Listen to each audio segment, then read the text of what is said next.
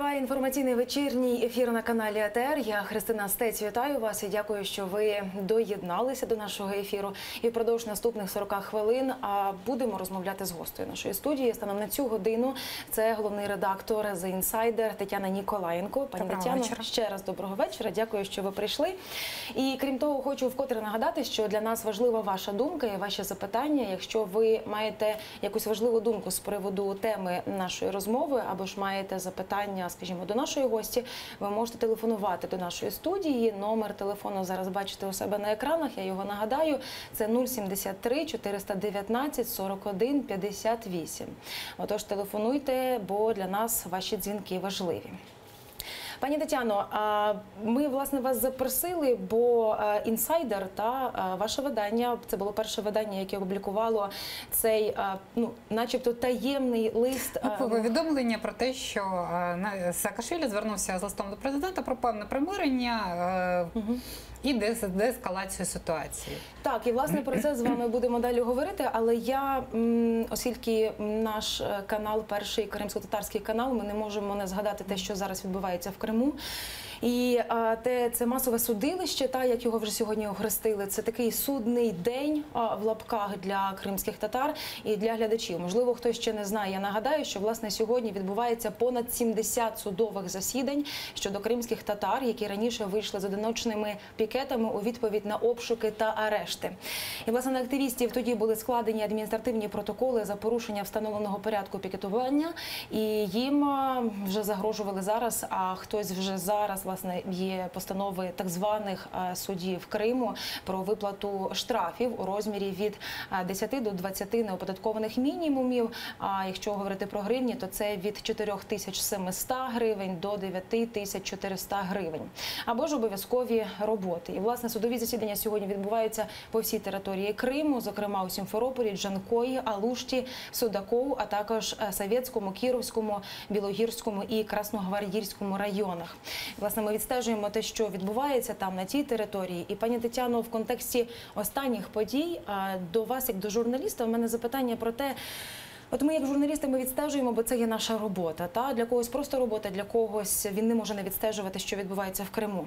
Наскільки те, що зараз там відбувається на анексованому півострові, знайшло відгук безпосередньо в інформаційному просторі на материковій частині України, враховуючи те, як нас штормить кожного дня нові скандали? Я думаю, що, звісно, можливо, якби була така тиха ситуація, і цьому, звісно, приділяли більше уваги, більше про це говорили. Оскільки є постійно якісь скандали, то вони, звісно, перебивають. І ви самі могли помітити, що настільки зараз інформаційно насичене є життя, що якась тема, вона не триває більше 3 днів, як завжди, але людям потрібно постійно щось нове, і, звісно, є такий ефект замилення ока щодо Криму, коли здається, що ця тема якось відкладена і немає чіткого розуміння і посилу. Тобто, з одного боку, керівники держави, західні лідери, вони говорять про те, що так, Крим – це територія України, і це в цьому плані залишається стабільно, але все одно ця тема, вона відходить. І чим далі ми маємо бути до цього готовими і постійно привертати увагу.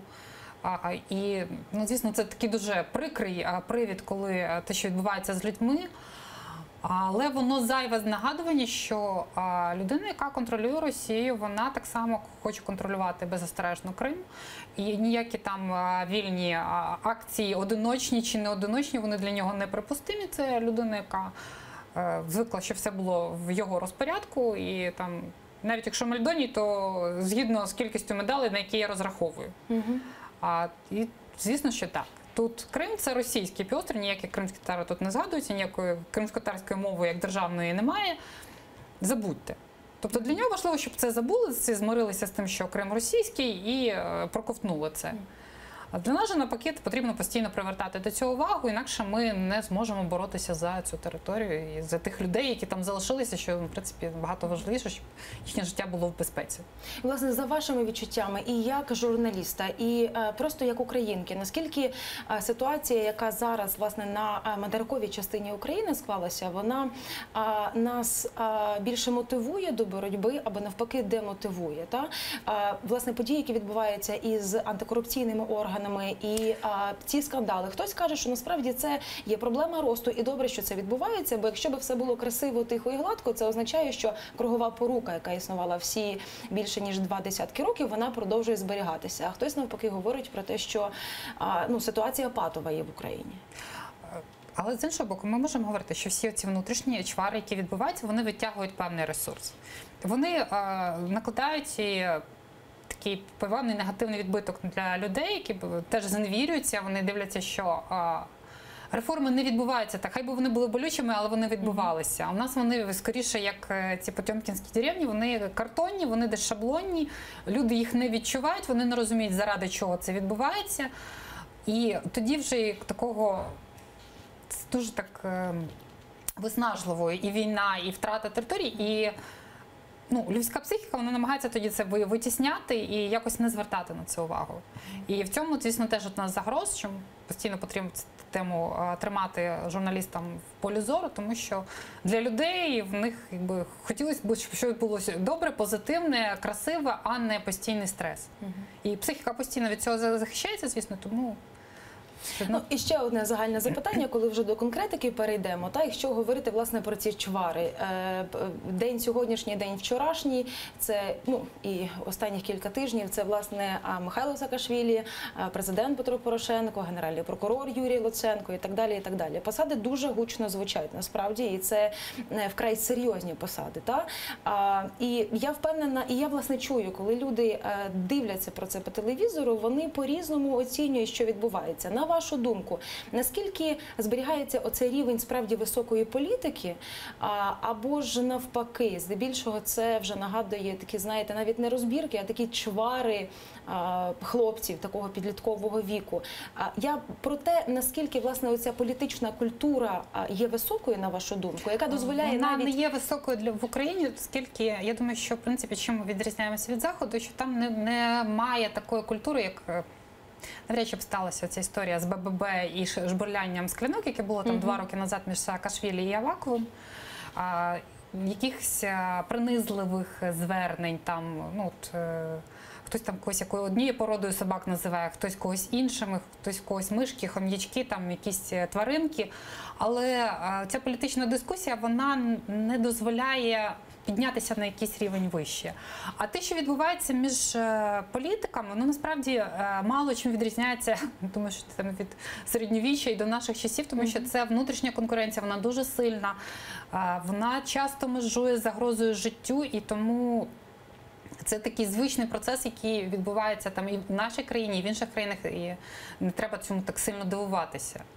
Але справді, що не вистачає якоїсь культури, і те, що політики все рідше там готові говорити на якісь неприємні для них теми, коментувати питання, вони намагаються залишатись в якійсь темплій ванні. Це їх ще більше розслаблює, і оцей рівень культури, він ще більш падає. Власне, про рівень культури чи рівень спілкування, одним словом, про рівень, будемо говорити далі, коли я хочу, аби ми послухали один момент, коли сьогодні Михайло Саакашвілі прийшов на допит до Генеральної прокуратури, і зібралося дуже багато журналістів, але допит таки не відбувся. І давайте, власне, нагадаємо собі, як це було.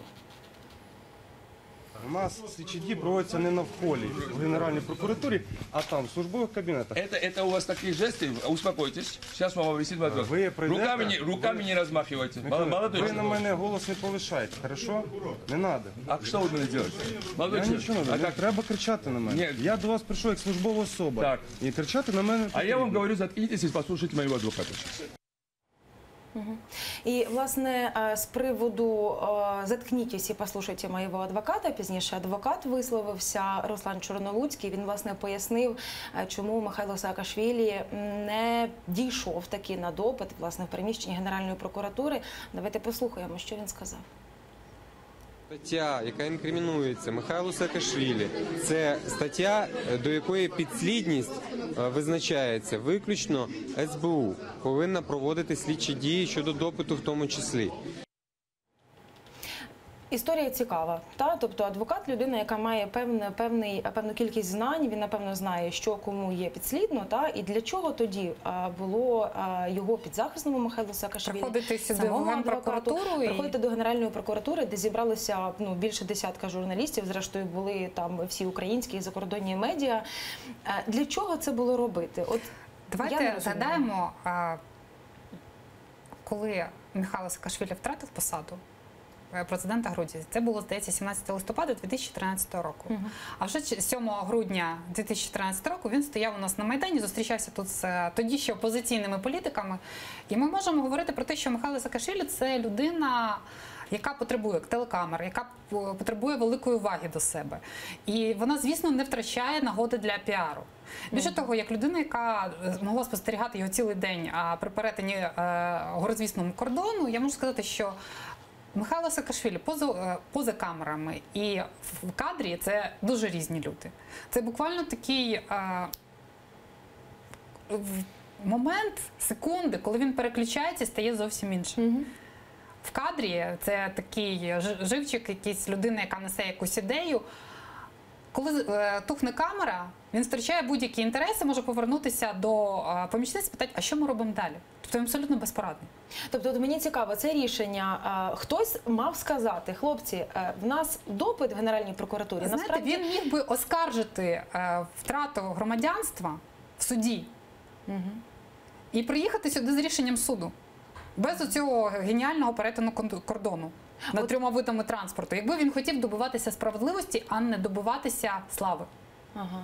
Але коли ви кажете про те, що Михайло Саакашвілі, він насправді за кадром зовсім інший, і, власне, що інколи до своїх помічників звертається за тим, власне, якою є подальша тактика дій, то виникає думка про те, що, можливо, хтось йому підказує, а що робити краще, скажімо, для рейтингу, для піару і так Вочевидь, далі. є у кожного політика, тому що всі ми люди, у нас не необмежений ресурс, і є люди, яким ми довіряємо, які нам щось радять, які кажуть, як це виглядає збоку, тому що ти проживаєш це по-іншому, люди бачать це по-іншому, комусь це подобається, комусь це не подобається. Єдине, що він сам вибирає, до кого дослухатися і які дії вчиняти. Але те, що він сьогодні приходить і так атакує цього нещасного хлопчика, тому що, давайте розуміти, що люди, які знаходяться на таких низьких посадах, вони виконують певну посадову інструкцію. І вони теж заручники цієї ситуації. І коли приходить високий політик і грає в щось, то він має розуміти, що, в принципі, він також грає з долею цієї людини. І ця людина, в принципі, нічим не винна. Ні йому, ні комусь іншому. Це просто посадовець, якого в даному випадку попросили його зустріти і довести до кабінету, де мав би відбутись допит. І влаштовувати шоу, не справа влаштовувати би Юрію Луценку або Василю Грицаку, інша справа. Це якийсь клерк, на якого атакує, звісно, політик, який навчений це робити. Власне, допит відбудеться, як повідомив прокурор. Його ще раз запросять на допит, а чи відбудеться, чи ні, це вже подивимося. Давайте послухаємо, що він сказав, і продовжимо.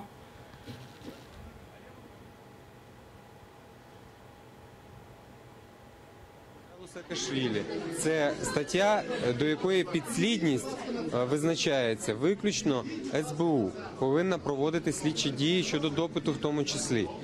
Стаття, яка інкримінується Михайлу Саакашвілі, це підозрюваний Саакашвілі на даний час не виконав свої прямі обов'язки як підозрюваного, тому його буде повторно викликано для проведення знову цих слідчих дій. Підозрюваний Саакашвілі на даний Власне, ми почули, дали наші режисери можливість адвокату Михайлу Саакашвілі ще раз, власне, повторити про непідсудність Генеральної прокуратури і Служби безпеки.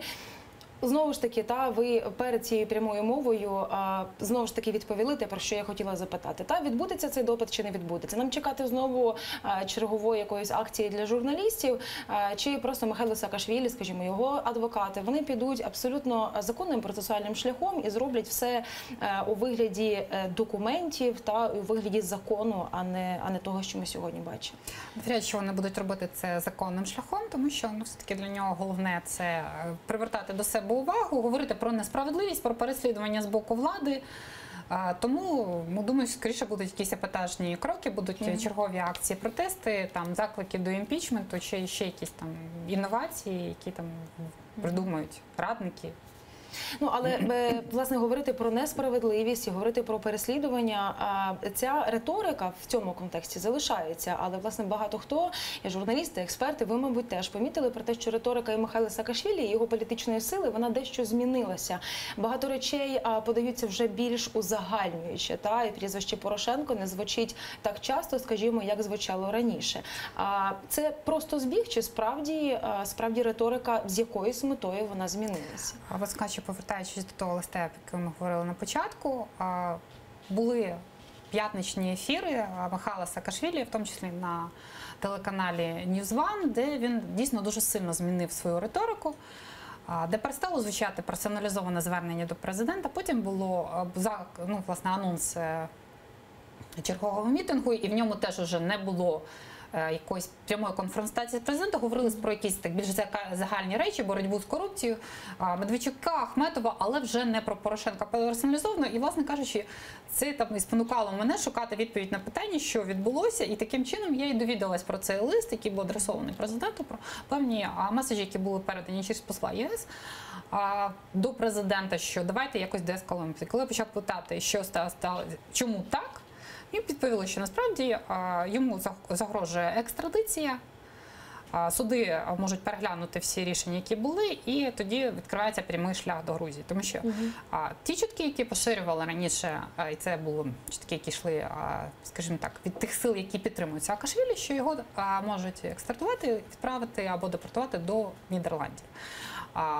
До Польщі, тому що Польща не хоче знову таких самих проблем, тобто навряд чи відбудеться.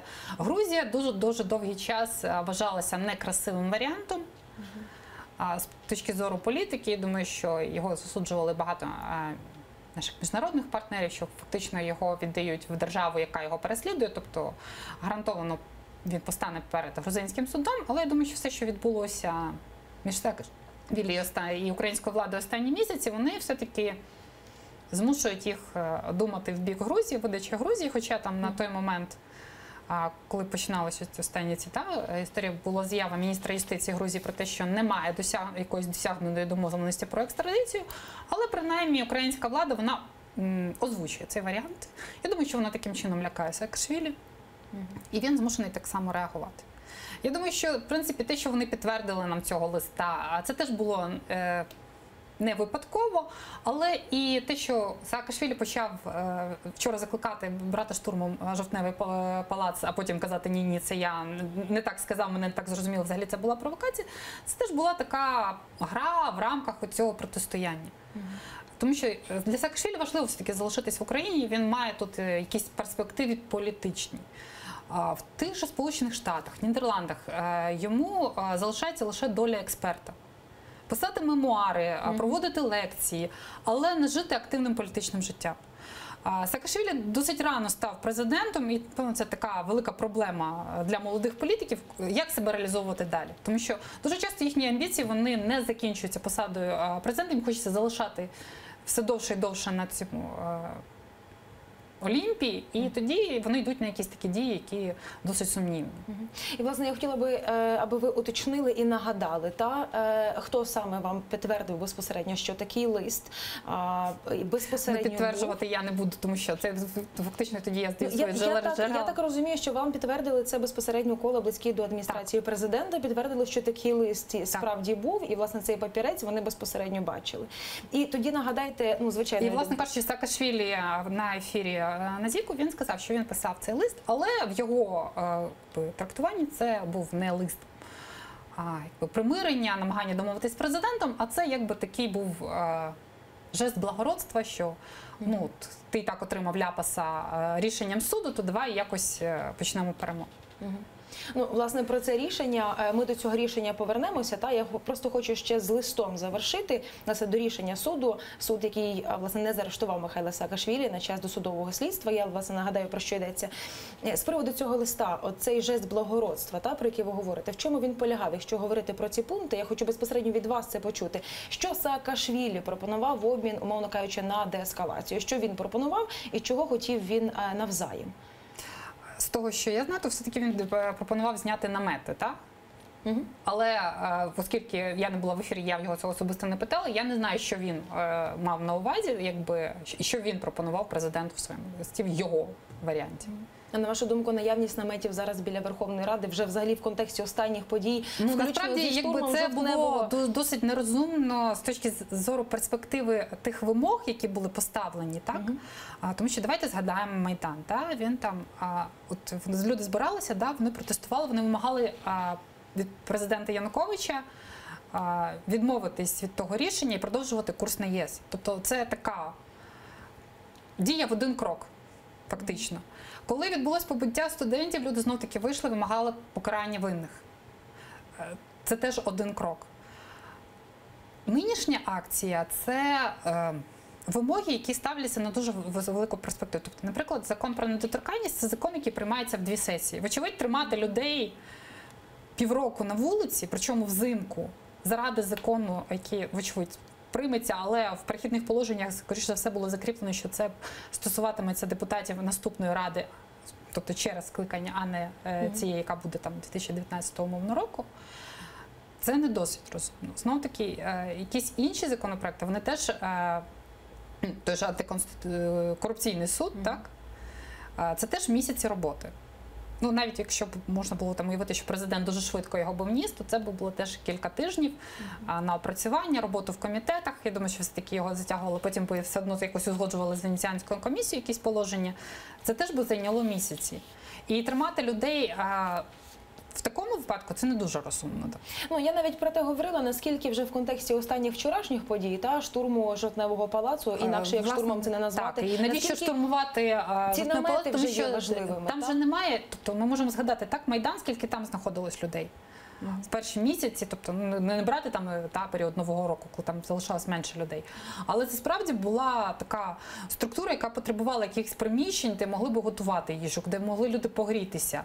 В даному випадку, коли йдеться про 300 осіб, звісно, що займати штурмом якесь приміщення – це не досить логічно. І звісно, що Захід теж так реагував, але він так реагував і під час Майдану, тому що, якщо ви згадаєте, то просили і посли, і що давайте ви обійдетесь без захоплення приміщень. І коли відбувалися якісь мирні переговори, то говорили про звільнення приміщень, в обмін там на амністію людей, затриманих чи не, але просили не займатися захопленням органів влади. І, власне, про екстрадицію Михайла Саакашвілі, та, якщо говорити, знову ж таки, є інформація така інсайдерська, та, про те, що ведуться насправді на території Білорусі переговори між Україною і між Грузією, власне, про екстрадицію Михайла Саакашвілі. На вашу думку, ви частково вже на це відповіли, та, про те, що це є абсолютно реальний такий варіант? Це обговорювалося ще з вересня місяця, коли він переткнув кордон, тобто що з ним робити далі, як він там буде поводити, очевидно. І розглядалися різні варіанти. Такі Польща, Нідерланди, паспорт яких він, очевидно, має, оскільки дружина громадянка цієї країни, чи все-таки видача в Грузії. Ну і, власне, йдеться зараз про те, що до кінця цього року вже можуть... з того, що я знаю, то принаймні в планах влади, які теж не завжди реалізуються, як ми могли бачити через якісь їхні внутрішні протистояння, так, було в планах до кінця року перегляд рішень судів і екстрадиція його до Грузії. Ну і, власне, про те, що міграційна служба... Я думаю, що, можливо, навіть це відбудеться не до Нового року, а якісь перші дні Нового року, коли люди будуть на святах, коли там... Можливо, буде відпочивати, і це такий, знаєте, як я кажу, 2 січня – це найкращий день для того, щоб вирубати ліс або спалити якусь історичну будівлю і бути непокараним. Так і я думаю, що в випадку екстрадиції це теж період абсолютного затища, коли практично нульова якась реакція людей. в вигляді акції протесту. Ну і власне міграційна служба, та про що йдеться? Вона може переглянути своє рішення. Зараз є дозвіл міграційної служби Михайло Саакашвілі перебувати до березня 2018 року. Я так розумію, якщо переглядатиметься це рішення, то не йдеться про збільшення терміну перебування в Україні? Про скорочення в силу тих, тому що воно було ухвалене буквально за день, коли відбулося це викриття прослуховувань Донгадзе і, власне кажучи, самого Саакашвілі. Тому тут у влади є певні аргументи казати, що, знаєте, що ми не хочемо, щоб ця людина перебувала на території країни. І, власне, ми вже згадали про те, що є рішення Печерського суду про те, що Михайла Саакашвілі відпустили на поруки. На час досудового розслідування його не взяли під варту, ані не призначали йому заставу. І в цьому моменті є такий цікавий аспект. Я б хотіла, аби ви це прокоментували, про те, що Вищій раді правосуддя розглянуть питання про відкриття дисциплінарної справи, власне, щодо судді Печерського суду Лариси Цокол, яка відхилила клопотання прокурорів про домашній арешт для лідера руху нових сил Михайла Саакашвілі. І засідання відбудеться 22 грудня, власне, через 3 дні. І підставою для розгляду стали 2 скарги, але суть претензій заявників у порядку денному не зазначається. Там сказано, що вони не стосуються справи Саакашвілі, але якщо ви згадаєте початок затримання Романа Насірова, то тоді суддя Бобровніков теж отримав дисциплінарку. Теж вона не стосувалася, власне кажучи, очільника ДФС. Але була така якась емоційна знов-таки прив'язка, що це певний сигнал судді, що давайте не будеш там обслуговувати НАБУ, скажімо так. Я думаю, що в момент, коли скасовувався цей законопроект невдалий по тому, щоб зробити підконтрольним Верховній Раді НАБУ, тоді багато депутатів висловлювали острах, що судова система сприйме це теж як певний знак, на кого орієнтуватися. І вони стануть орієнтуватися, наприклад, на НАБУ, а не на Генпрокуратуру. Коли з'явилось рішення судді Цокол, то вони це сприйняли як підтвердження. Депутатів дуже лякає подібні речі, що вони, тоді відбувається якась зворотня реакція, вони намагаються нагадати судді, що в них теж якісь там є важелі, які можуть на них вплинути, і судді не всі призначені довічно, тому можемо там якось по-іншому. Тобто, все ж таки, ймовірність цієї дисциплінарної відповідальності для цієї судді, яка, по суті, вона випустила з-під варти Вона не є такою прям страшною. Але частково тут і без політики теж не обійшлося. Я думаю, що просто є якісь там сигнали, які посилаються там в повітря, чи просто для збурення ситуації, щоб розуміли, що так, як кажуть, там карась не дрімав, так? А наскільки взагалі ситуація може збуритися? Бо якщо, скажімо, це все було фільмом художнім, то десь тут би вже мала починатися розв'язка. Є багато цих факторів, які ми з вами говорили. Ми можемо точно говорити, що Михайлу Саакашвілі не вдалося мобілізувати, підняти і об'єднати навколо себе українців. Ті соціологічні дані, які дала сьогодні Центр Софія, про те, що в нього 1,9% підтримки, про те, що він зараз найактивніше бореться з чинним президентом, воно говорить про те, що люди не стали йому більше вірити після цього. І не об'єднуються навколо. Головне, що це не та ідея, навколо якої вони можуть об'єднатися і боротися. Тому що все-таки антикорупційний суд – це так досить далеко від пересічного українця, тим більше від його холодильника. Так само, як депутатська недоторканність, вони погано усвідомлюють, чим це допоможе чи зашкодить їм особисто. Як це вплине на їхнє життя, це ніяк не вплине. І, звісно, що це якісь такі ефемерні, далекі гасла, і в цьому плані Олег Ляшко буде для них набагато ближче, ніж Михайло Саакашвілі, на жаль.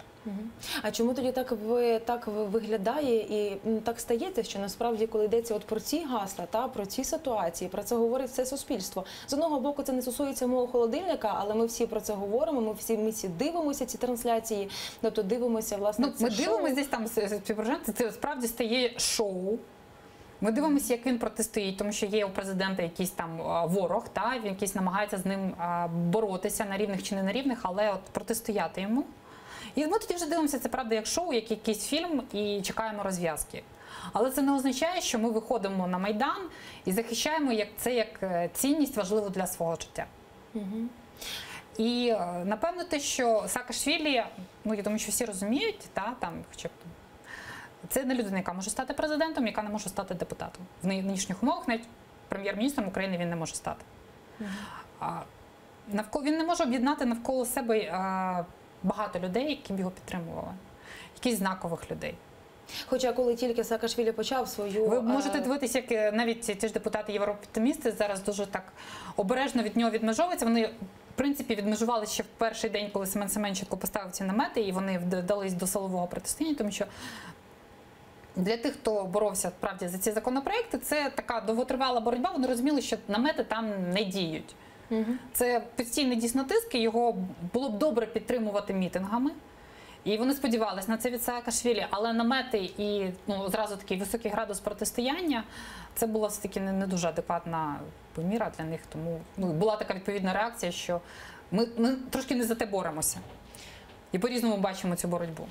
Тобто для когось вона така тактична, для когось вона там стратегічна, і для когось короткотривала, для когось довготривала. От, власне, про те, чи можна говорити, що насправді Михайло Саакашвілі, його команда обрали не зовсім правильну тактику, та? Бо якщо пригадати, коли він, власне, тільки приїхав до України, почав тут свою і чиновницьку, і політичну кар'єру, коли він став головою Одеської державної адміністрації, тоді дуже багато хто говорив про це, і всі питали в нього про президентські амбіції. Був власне, цей меседж в суспільстві про те, що Саакашвілі може стати президентом України, і про це його всі питали.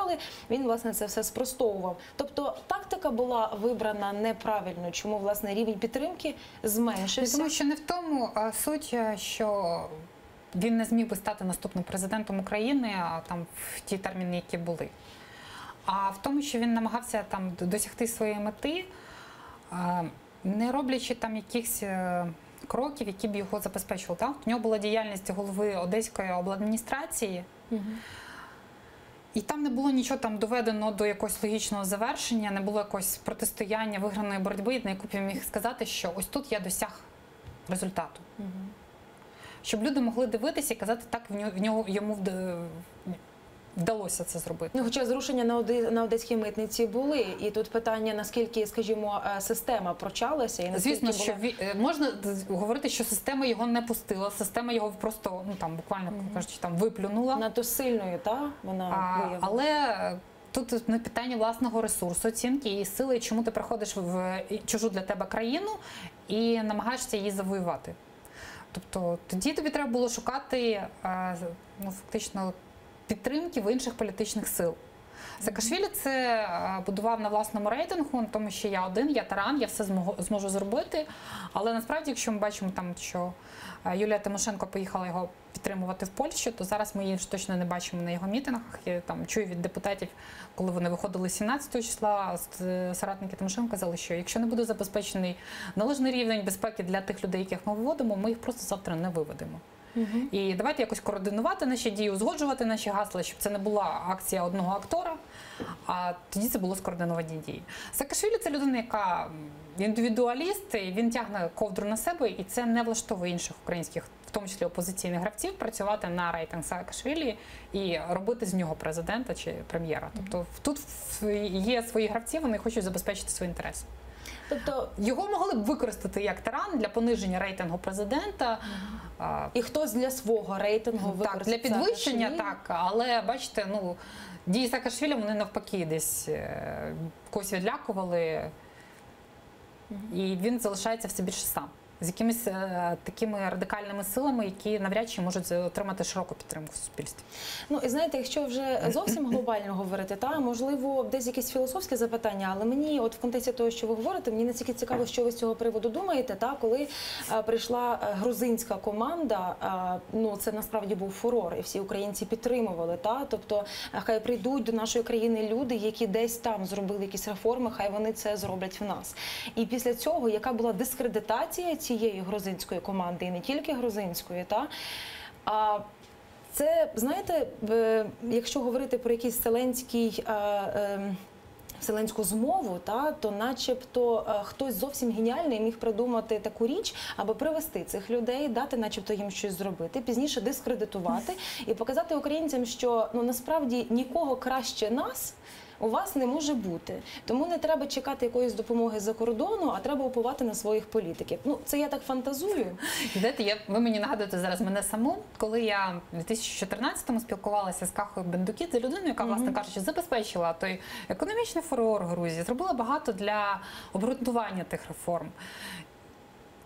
І коли я йому там щось розказувала там про хитре сплетіння боротьби з Путіним, як там може вибудовувати якусь гру, він так на мене подивився, як на дівчинку, і сказав, знаєте, я думаю, що мізки могли б поплавитися, якби хтось сидів і вигадував таку схему, але результату він би не досяг. І треба розуміти, що все, що ми маємо, це ситуація, яка є результатом чиїхось вдалих кроків, чиїхось помилок, але в цьому дуже багато гравців, їхніх інтересів. І тому ситуація складається саме так, тому що хтось опиняється сильнішим, хтось опиняється слабшим, хтось не може домовитись, і це не значить, що він дурніший чи гірший.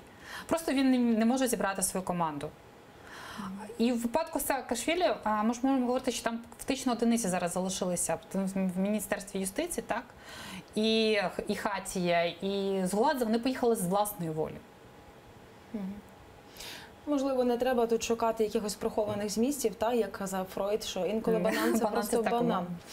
І завершуючи тему з Михайлом Саакашвілі, ви сказали фразу, що Саакашвілі насправді дуже важливо залишитися в Україні. З точки зору використання його для чогось або відвертання уваги і так далі, і так далі. Є хтось в українській владі, для кого теж важливо, аби Михайло Саакашвілі ще на деякий час хоча б, чи для цього шоу, чи ще для якихось речей, але залишився в Україні? Знаєте, я б, напевно, Саакашвілі сприймала, якщо ми вже згадали про того самого Фройда, як певний симптом української політики. І він, знаєте, от як нежить. Його ж можна там зняти, але це не означає, що ви вилікуєте хворобу. Більше того, іноді, коли знімається симптом, стає гірше. І ми, коли дивимося, коли влада вживає якісь силових кроків щодо Саакашвілі, то вона б'є сама по собі. З іншого боку, я не можу сказати, Або ще, скажімо, не вживає, так? Коли Саакашвілі випустили з цього автозаку. Тому знов-таки, звідки це береться? Тому що є певні контакти міністра Авакова з тим же Коломойським. І в того ж Коломойського є своє протистояння з президентом. І звісно, що їм важливо розхитувати цю ситуацію і тримати Саакашвілі на арені. І тому ж Яценюку теж це важливо, тому що це створює такий хиткий ґрунт для президента, коли його можна шантажувати. Казати, що ми твоя опора, що ти без нас нічого не можеш. І давай тоді ти нам гарантуєш проведення конституційної реформи, або підеш на якісь інші поступки, а то, дивись, тут тебе Саакашвілі, а тут ми зараз от домовимося з Гройсманом і будемо створювати, можливо, нову політичну силу. Хай вона орієнтується, тому що, наприклад, Гройсман, він іде себе набагато, в принципі, навіть розумніше, ніж президент, коли от там є закон, який повертає президенту право призначати голів адміністрації власним рішенням. А Гройсман в свою користь, він не бере цих змін назад. Що вони теж для нього конституційні. Він каже, ні, нехай це буде так, як вимагали європейці. В нього є платформа говорити з європейцями, що ні, дивіться, я дотримуюсь ваших вимог. Я кращий. І можна тоді, там, звісно, можна говорити про те, як буде сприйматися чи не сприйматися Гройсман, але якщо ж хитати ситуацію під конституційні зміни, то Бог його знає як. Тобто, навіщо конституційні зміни? Тому що для президента Порошенка набагато важливіше, що відбувається з рейтингами Тимошенко і опозиційного блоку. Одні його будуть, там, як, наприклад, як опозиційно казати, що давай домовлятися з тобою і про другий тур, і ти нам віддаєш прем'єра. Наприклад, Народний фронт казатиме, що давай ми будемо трошки зменшимо твої повноваження, і ця посада не буде така важлива для Тимошенко, а для когось іншого. Буде більше повноважень прем'єра, і ми таким чином зможемо втримати владу. І тому, звісно, що Саакашвілі важливий, тому що він на себе відтягує велику кількість уваги, яка дозволяє десь в тіні проводити якісь маневри, гратися, домовлятися, з кимось зустрічатися і проробляти якісь інші шляхи і кроки, які не помітні для суспільства, потім десь у нас випливуть якісь чергові віденські домовленості. І, власне, з приводу маневрів маємо зовсім ще буквально хвилину, але якщо коротко, на вашу думку, власне, якщо говорити про сьогоднішню погоджувальну раду, про те, наскільки абсолютно несенсаційним обіцяє бути цей останній пленарний тиждень в цьому році. Він, в принципі, може бути проблемний, тому що, як ми розуміємо, що закон про деокупацію Донбасу, він не вноситься. Власне, Ірина Геращенко сьогодні сказала про те, що там потрібно ще консультуватися, тому його не буде. Але в Народного фронту є таке вже довге невдоволення, тому що це вважається законопроект Турчинова, це як його дитина, і вони хотіли його все-таки ухвалити. І це знов-таки підняття градусу внутрішнього протистояння і якихось нових вимог до президента. І тоді, знову там, можливо, не отримаємо протистояння Авакова і президента, можливо, буде якісь там інші незрозумілості, але буде конфлікт. А якщо говорити про часові рамки, тобто так виглядає, що насправді в цьому році, от в цьому В пленарному цьому не тижні буде, і тому вже вирішили насправді для особливо не президента ж був домовлятися. важливий той його законопроект, і законопроект Народного фронту, він вносився тільки як така ширма. Більше того, Народний так. фронт сам же попросив тоді, що давайте ми їх не будемо зводити в один, тому що це не те, що ми хотіли. Те, що так виписується детально воєнний стан, це така давня фішка Олександра Валентиновича, який хоче прописати повноваження саме під таку ситуацію. Я почула. Ну, побачимо вже, напевно, після Нового року, як буде ця ситуація розгортатися. Хоча, можливий сюрприз, можливо, ще на цьому пленарному тижні щось з цього Я приводу думаю, що почуємо. десь якісь там невеликі збурення будуть, але сам настрій дійсно у депутатів, він ж такий, давайте вже нас відпустити. Святковий. Да. Спасибі вам, пані Тетяно, за цікаву розмову. Глядачам я нагадаю, що це була головний редактор The Insider Тетяна Ніколаєнко. А я ж дякую вам, що ви були з нами під час цієї розмови. Не перемикайтеся, зустрінемося вже менш ніж за годину.